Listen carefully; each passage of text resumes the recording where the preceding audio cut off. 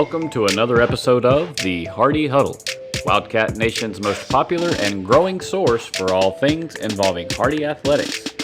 From the Little League dugout to the varsity locker room, the Hardy Huddle is here to cover, highlight, and report on sports scores, news, and program information that helps both you, the student athlete, and the community stay informed and engaged.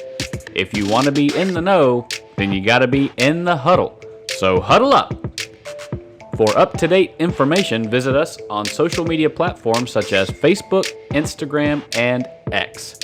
To contact us, send us an email at thehardyhuddle@gmail.com. And now, it's game time.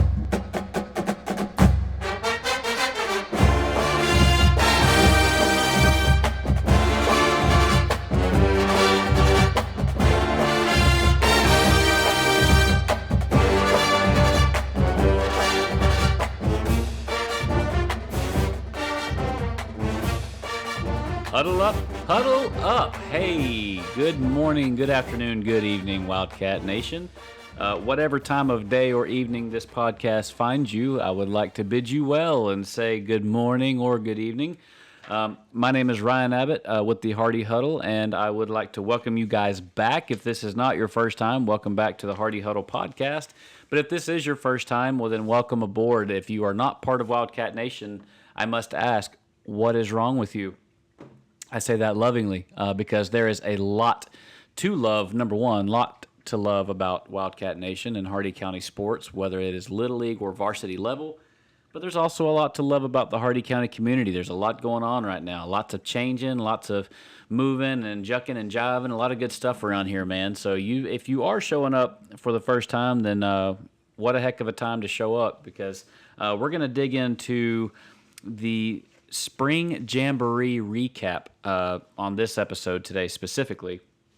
I know we have a lot of things going on between like our swim, HSA year-round, our summer swim program, the three-peat district champs. I mean, and we got some regional champs, state qualifiers, record breakers. You know, I could go on for days, and we will cover the swim team specifically at a later podcast.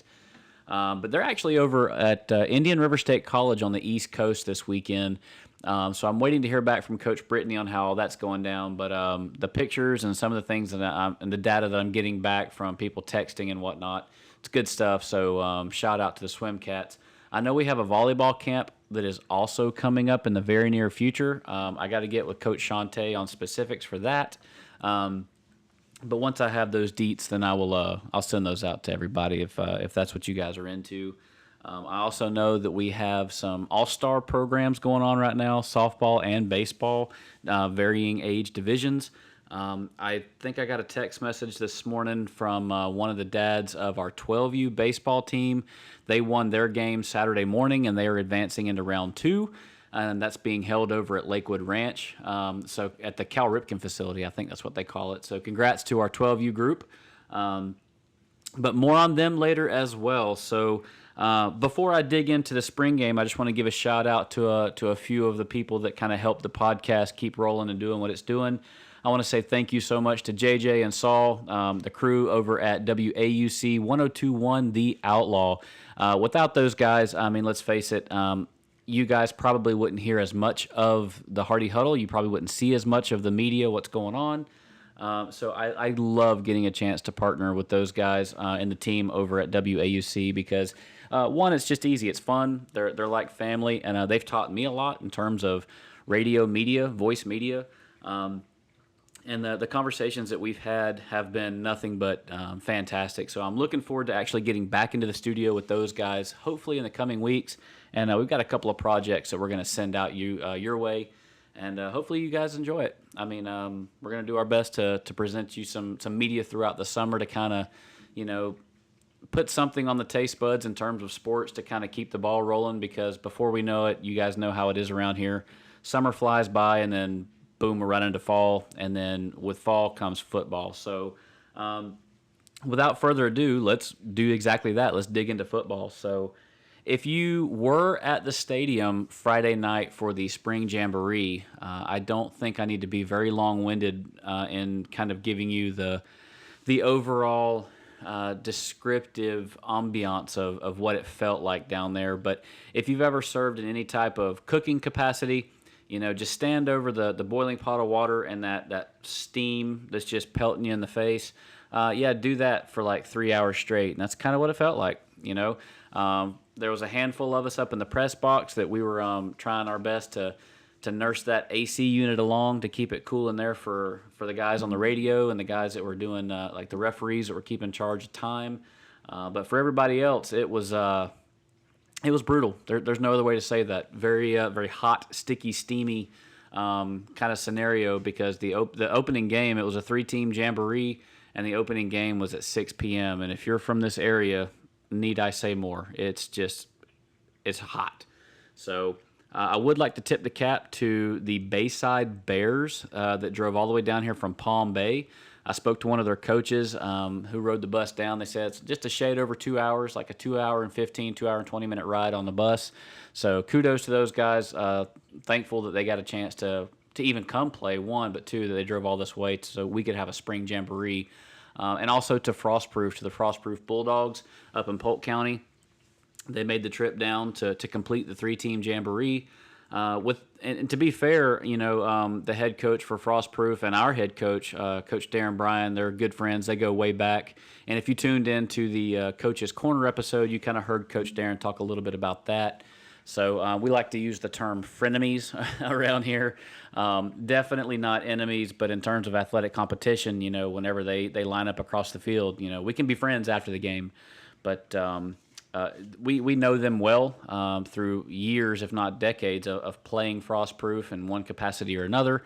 But they're actually, I would say, trailblazers for teams and organizations like Hardy, because when you leave the programs or the what am I trying to say here? The leagues, if you will, like FHSAA, those sanctioned areas of sports within the state, you look for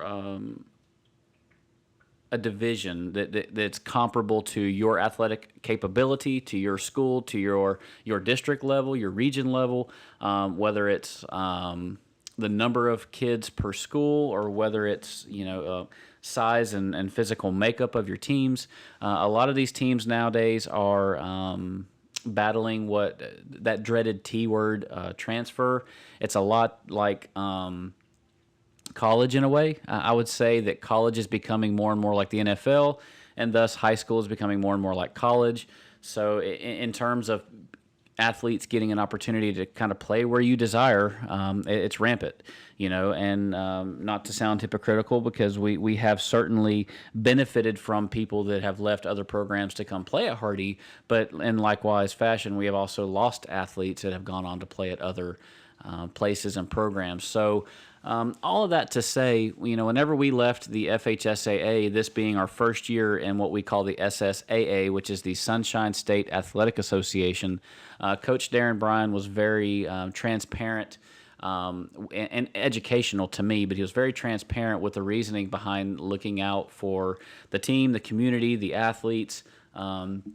This will be a much more competitive environment in terms of not only, I hate to use the word fairness, but it matches more to the demographic of our area for all of these kids that can't go transfer to play at IMG or whatever. I mean, we have our homegrown talent that we want to love on and grow and help these kids develop. And likewise, you have a lot of these smaller schools and these programs that they want to do the same for theirs. So the SSAA is certainly, in my opinion, from what I've read up on it, from what I'm hearing other people talk about it, I think it's going to be a very good move for Hardy Wildcat football. I think it's going to be advantageous not only for especially this young group coming up, which I'll get to in a minute, but I think it's going to be advantageous for just in terms of playability.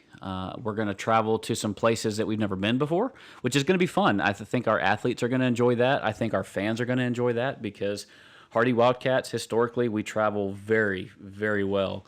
So, I mean, I think it'll be neat to kind of go to some new places and see some new faces. And speaking of new faces, I'm looking at the roster right now, and there is a lot of new faces and names on this roster. And the reason being, we lost, I want to say, 23 or 24 seniors last year. So I would love to tip my cap to the class of 2025, the guys that were on the team in the fall of 24. I love you guys. Nothing but absolute love and admiration and respect, especially those of you that were injured early on and couldn't complete the season. That just, there's no other way to say it, but that kind of sucks, and I hate that for you. But when I look at the roster now, with so many positions vacated due to graduation rates, it's literally anybody's game right now. I've spent 3 or 4 days this spring at various practices around the program. And again, I want to say thank you to Coach Darren Bryan and his staff, everybody, all of the coaches. They've been incredibly gracious and warm and welcoming, and the hospitality is next level. Anytime I show up and I darken the door of the locker room, I do tread lightly. I try not to impose too much. But they're always, open door, come on in, we love what you're doing. So I want to give that gratitude back to the program and to the Hardy Athletic Foundation, because they are a phenomenal supporter of the Hardy Huddle as well. And we get a chance to now do what we're doing, and that's talking about these young kids that are coming up through all of our programs, because this group of Wildcat football players this year, I want to say, I do recognize a lot of names, although I do not know them personally. We're getting there. But I recognize a lot of these names through family association, seeing them come up through our Little League programs like our Pee Wee and Hardy Youth Tackle, Mr. Joe Justice. And I can't say enough good about the programs that are built for our youth. And Mr. Juan Coronado and the guys down in our, what I consider, Pee Wee leagues, anywhere from 6 to say 12, 13. Those guys have built a program down there that you could probably say is a farm system. If you're that deep into the sports analytics and vocabulary, you know what I'm talking about when I say that. But our kids are growing up loving this sport of football. They're ingrained in Wildcat culture, with the vocabulary and the grit and what we do, why we do. And the last couple of years, it's kind of been up in the air as to where they'll play or how they'll play. But I know last fall, the Hardy Athletic Foundation and Hardy Football, everybody, and I think the school board might have been involved to a degree, but they all voted and said that, yes, we want the little guys to play on the big field. And I think that is huge for not only recruitment and retainment, but just morale for our little guys who are growing up and wanting to one day eventually play on that big field under these bright lights in front of the hometown crowd with the logo on their helmet. It's a very, very big deal. In all small towns around the country, I think that is born and bred into a football culture, much like Hardy being. So going through the Pee Wee ranks, and then they get into junior high school, where Coach Ezai, who himself is also, I call him a Wildcat legend, but he's a legacy coach now. It's phenomenal to see the progression from the Pee Wee youth tackle up through the junior high ranks, and these kids are playing at such a high caliber and a high level. And most of them, I want to say, are playing year-round as well through some type of travel ball organization. So shout out to all of the parents, families, moms, dads, uncles, guardians, anybody that has a hand in getting these kids to and from practices and tournaments and games. It's phenomenal, because it shows not only commitment to things like sports, which are so trivial, but it shows commitment to the family. It shows commitment to community, and it shows commitment to, I think, fostering that sense of determination, tenacity, and grit that are going to carry these kids through life. Just even off the playing field. So it's huge to see so many kids that just love football right now. With such a large 8th grade group coming up, it's quite possible that we're going to see a lot of freshmen on varsity this year. And that's when I'm looking at the roster here. I see a ton of incoming freshmen. So without further ado, let's get to the game notes. Time out. Let me back that up just for a minute. Before I get to the game notes, I will say I was talking to JJ at the radio station. I was talking to Mr. Michael Kelly and Paul Samuels and Chief up in the box Friday night. And one thing I did tell them was looking at the practice field up on the hill, when these eighth graders stepped out onto the field, it was really impressive to see how many of them, because it's the overwhelming majority. I mean, there's a few that are still kind of, walking on eggshells trying to figure it out. But the overwhelming majority of these eighth graders showed up ready to go. And by ready to go, I mean, yeah, they don't know how we do everything at the varsity level, nor should they. But they showed up, they got their pads and their helmets, they got their directions, and they went where they were told to go, and they hit the ground running. I didn't see a whole lot of wide-eyed doe looks. I didn't see a whole lot of shock and awe. I didn't see any fear, even during a lot of these drills. So it's really, really refreshing, and that leaves me with a sense of hope coming into this season. I know a lot of us were apprehensive about losing so many.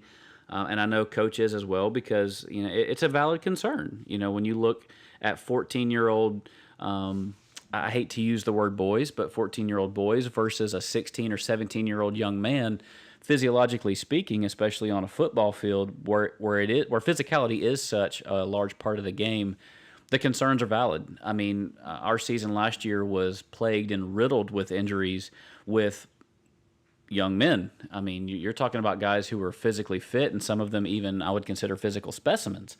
And they wind up getting, dents and dings and bumps, bruises, and some of them even getting broken bones and needing surgery. So I think by and large the concerns are there, and they should be. But that doesn't mean that our program is operating with a sense of fear as much as we're operating with a heightened sense of awareness. So that's a healthy place to be, I think, because it's going to tailor-make. I shouldn't say it like that. I think the coaches are going to have to tailor their coaching style more to like a Mr. Miyagi approach versus a hardcore drill instructor approach. And I'm already kind of sensing that and seeing that in a way. So it's kind of neat. I mean, I'm really looking forward to hanging out with the program this summer and seeing how our guys develop, because I know that Coach is really impressing upon them the need for strength and conditioning, because one, they need it not only for the physicality of football, but just for preservation.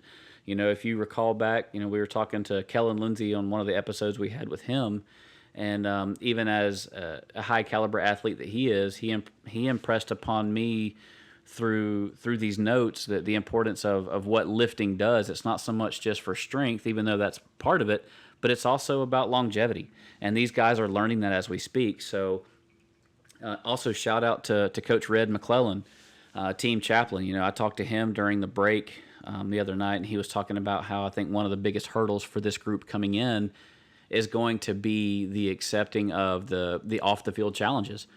Coming into a high school football program, you're going to have to eat different. You're going to have to lift different. You're going to have to rest different. So, there's a lot to kind of take in. These guys, I do feel bad for the guys in a way, because it's like drinking from a fire hydrant. They turn the thing loose, and it's just blasting info at them. And it's like, hey, drink as much as you can, as quick as you can, because it's not going to stop, But eventually they're going to gravitate more to the older guys in the room, kind of like your Parker McCoys and your Dalen Yates, the guys that have been through this program. They know what the expectations are. So I think it's a healthy place right now. As much as people are kind of apprehensive and curious as to what our record's going to be, I have no preconceived notions on what our record's going to be. I think it'll be whatever it'll be. I know that seems super cliche, but I'm really looking forward to seeing what our coaches and our program does to a bunch of young men who are going to grow up overnight. It's going to be really neat to see that transition. So enough about that. Let's get to what you guys want to hear about, and that's the game notes. So we started out game one on Friday night versus the Bayside Bears. I don't know who was in charge of the uniform decisions for Friday night. I know Mr. Andon Whaley, one of the coaches for our team, said that we were going to wear white on white, wear the icy whites. I thought that was pretty neat. It's a clean look, but it's also it might be a little bit cooler for our guys. So I can tip my hat to that. But Bayside Bears showed up wearing black on black, and man, that was brutal. I felt bad for those guys. You're talking about they're playing football in the trenches at 6:15, 6:20 when the sun is still high. Those poor guys were cooking. There's just no other way to say that. But at any rate, looking at our roster, I see that Coach went out with QB1 being number one, Mr. Will Flairmon. Very athletic young man, very quick on his feet. I do like some of the decisions he made early on with some of the option reads. I know that those plays might have been a little slow developing because our guys are trying to find their footing. And I don't mean so much physically, even though we did see a little stumble, bumble, fumble. But, they're all still trying to figure out how to work together. And for a lot of these guys, this is a new playbook, a new program, and it's all very fast. It's all coming at them very fast. So I'm going to give them a pound of grace when it comes to this, and I'll sprinkle in a little patience on top of that, just like I know most of Wildcat Nation will. I do want to say that our running back core right now, we don't know who's going to be named 1, 2, 3, whatever. But I know some of the older guys on the list. I'm talking about 22 Sean Mullins. I'm talking about number 20 Darian Watson. I do not know this young man, number 8 Jeremiah Drum. He surely seems capable. He's willing to run it down the field, north and south. Also, one of our older guys, David Howell. He's been through this program for the last couple of years. Anytime you work with Coach Show, you know that there's high expectations there. So I like this group of 4 or 5 guys that Coach Show is going to get a chance to kind of sharpen and take the edges off a little bit more this summer and fine-tune some of what we already have. I do like that running backfield look. Looking also at Mr. Flairmon as a QB, he definitely appeared to be a quick thinker, very gritty. I know he took some shots early just because that defensive line for Bayside was shooting the gaps and getting in there and disrupting some of the option play because we're a veer offense this year. Very, very heavy with the option look. The QB, whenever he receives the ball, he's going to have anywhere from 1 to 3 options. And I like to think that Will did a great job trying to figure out how to play at tempo with the tools he has around him. So even from throwing the ball away at times, trying to avoid a sack. I mean, I know this guy didn't play QB last year. He was a bit of a wideout, wide receiver, played a little DB. So, he's an all-around athlete, and my hat's off to him. I think he's going to have a great season wherever he winds up on the roster. I know we're going to depend heavily on him for his leadership. So I want to give a shout-out to Chill Will Flairmon. I think the ceiling's going to be pretty high for him. But also we have a kid coming up behind him. I don't want to, again, I'm not labeling QBs 1, QB2, QB3 or not like that, but we have a young man that came up from the junior high program, number 3 QB. His last name is Gomez. I see on my roster here, Jose Gomez. For those of you that know this young man on a personal level, I hope that we get a chance to kind of talk a little bit more one-on-one because I would like to get a sense of like his personality in a way. Because looking at him from the press box, I even heard one of the high school referees who was managing the game clock. He made a comment, and when I actually told him, "Hey, keep your eye on this kid because he's an 8th grader coming up," and he said, "You wouldn't know it." This is coming from an FHSAA 20-year veteran referee, and he's like, no, this kid does not look like he's from 8th grade. He looks like he's confident, even maybe have a tinge of cockiness to him. But, you might need that in a QB role. You need to be able to get back there and show the other team that you are not afraid to be there. And that's exactly some of the notes I wrote down here. He's a confident passer. One of the first passes he threw was just to his right down in the flat out to Sean. It was really neat, man. Excuse me, Seth, not Sean. He threw it to Seth. And it was a short game. But, hey, you got to get that first one out, man. Get that first one out there, quick pass, get the ball rolling, get some momentum. And he did that. To be from 8th grade to get under center and to complete your first pass on the high school field like you've been here for the last 2-3 years was really impressive to see. And one of the impressive notes that I wrote down here as well was there was a chance for him to throw a touchdown pass early on the first or second drive he was on, and he threw a beautiful floating pass with some touch to it. And again, the referee sitting to my left in the press box, said that's really hard for young men to learn how to do because your adrenaline's high, He's rolling out to his right. He's got guys in front of him. He looks over his check down, and he floats the ball over the secondary with just enough touch, and it just did airmail over the wide receiver. But you know what? He came back, I think it was 2 drives later, and of all people, Chill Will he went from quarterback to wide receiver. He ran a little route and out to, I don't know if you call it a flag or a post, but he kind of angled out and went towards the pylon. And then again, Gomez rolling out to his right, floats one out there, and it lands right in Will's hands for a touchdown. So shout out to number 3, Gomez. I mean, you complete your first pass and get a touchdown pass in your first handful of snaps as a high school athlete. So I think the ceiling's pretty high for that young man. I like what I saw from him. Number 11 is another 8th grade QB that got under center, Grimsley. Let me see here. I have Houston Grimsley. I remember this kid, very, very talented, gritty, capable athlete, multiple sport athlete at that. I know he had a devastating injury last year. Broke a couple of bones, maybe, in one of his legs. I think it was a foot, ankle, something. But played basketball, played football, very fast, very high IQ in terms of he knows what's going on the field. He knows the game. He understands the game. He had a little bit of a rough go just because of the way things go, the cycling in and out of the players, and they're not necessarily as conditioned early on in spring as they would be later in the fall. So, our O-line was struggling a little bit, and the D-line was getting through the gaps, and they were really pummeling this guy. But one of the caveats to that I wrote down is, this young man's tough. He's gritty. He took some shots. I like to see our guys get up. I like, even after taking a hard shot, coming straight up from 8th grade, you start getting hit by 10th and 11th graders, you can't let them know that it bothers you. So I will say hats off to the grit of Hardy Wildcat football. These guys know what they're doing.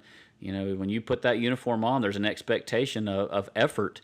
And everybody I saw on Friday night at the Jamboree, that's what we saw was 100% effort. So I will say, regardless of what happens on film day, boys, from the press box, I know that you've got some fans up there that love you, and it was great to see.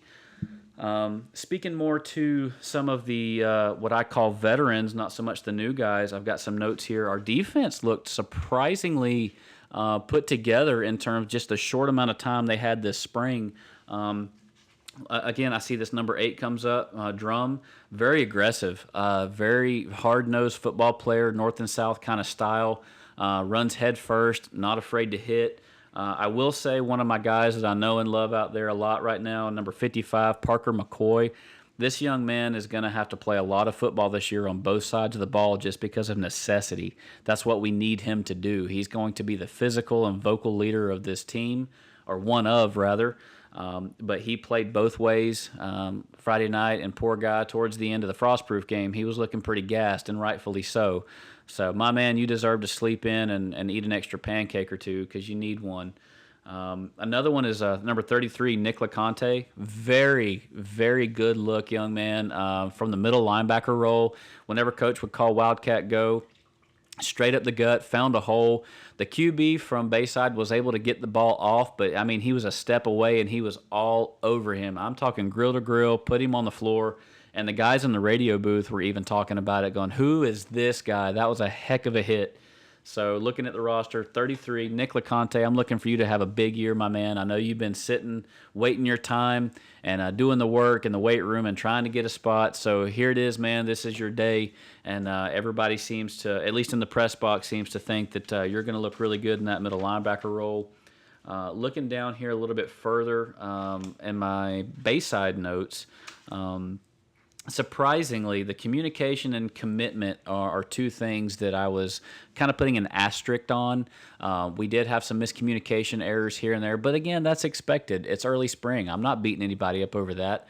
I think our guys did a great job adjusting to maybe some of the chaos around the scenario on the field because everybody's excited. We did not have the Blue Star Brigade there, much to our sadness and chagrin. I love you, Justin, Mr. Graham. I know you guys are getting ready for summer and doing your thing, but we can't wait to have the Blue Star Brigade back because it's just a completely different atmosphere when you guys are there. But back to the communication and the commitment.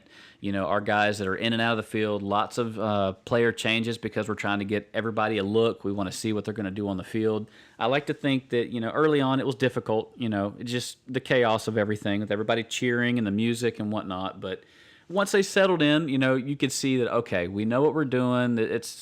Let's just go play football. And then it got better. I do like to see that.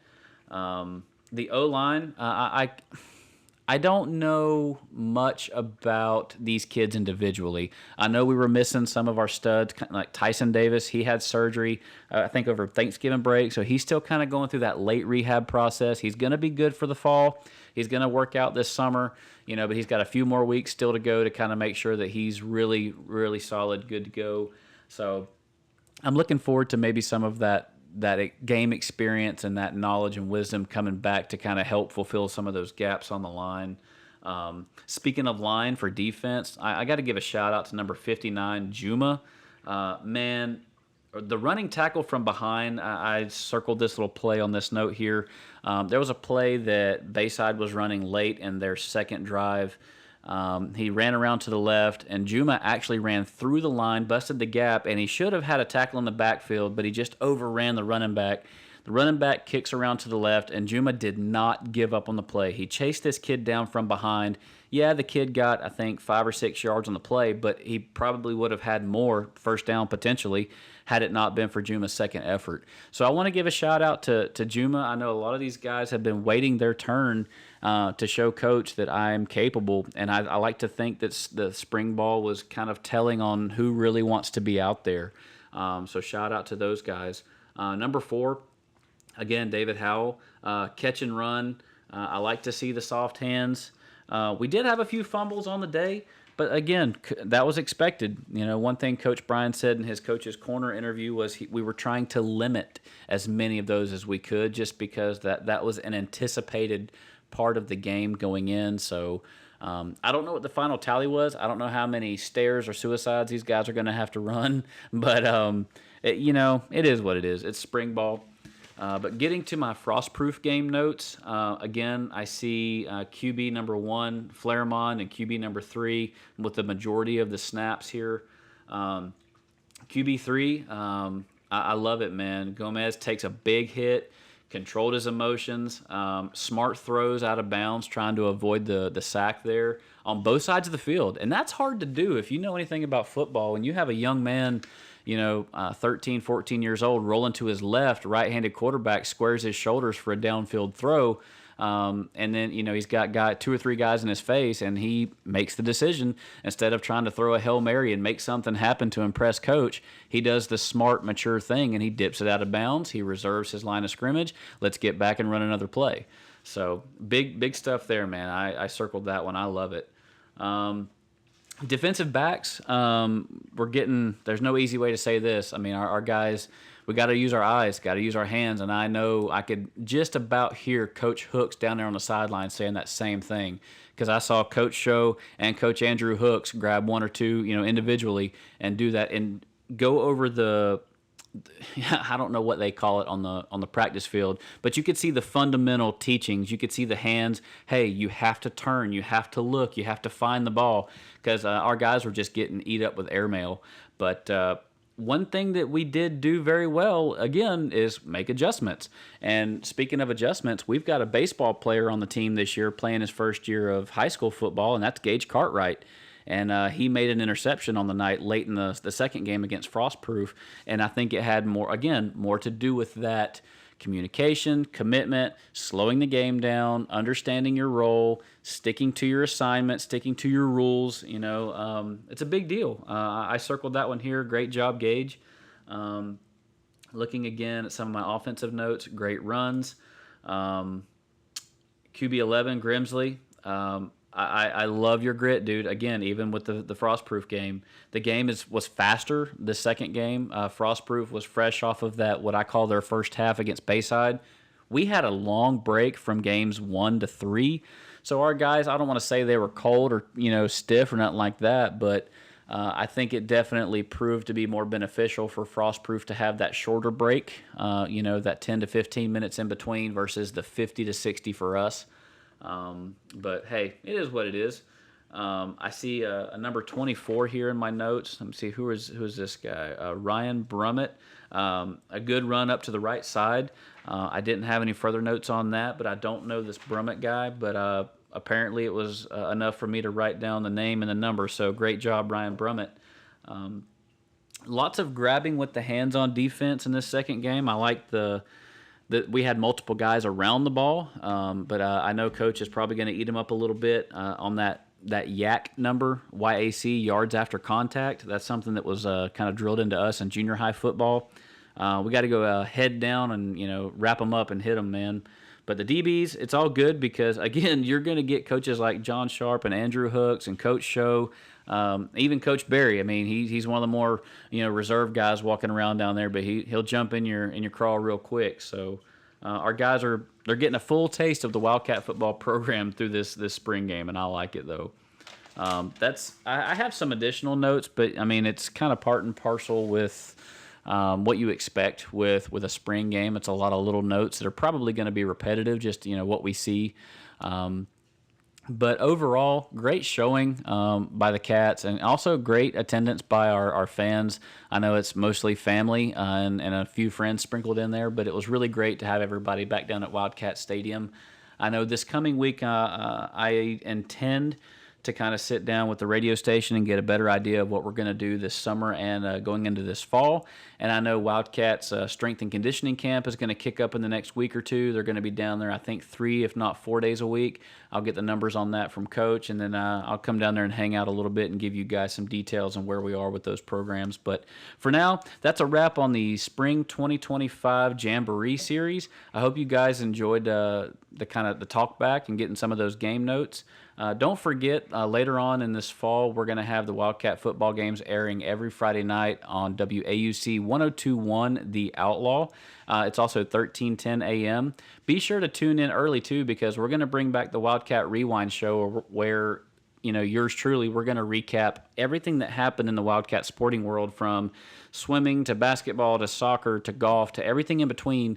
And you guys are going to get a complete recap of Wildcat sports all that week leading up to kickoff, where we go live from the press box. So tune in. I believe we're going to do the pregame shows at 6:30. Either 6 or 6:30, and then we'll do pre-games from the press box, and then usually kickoff is around 7:30. So be sure to stay tuned and follow along with us on Facebook and Instagram with all of that pertinent information. And until next time, guys, I love you. Thank you for supporting the Hardy Huddle, and we will see you next time.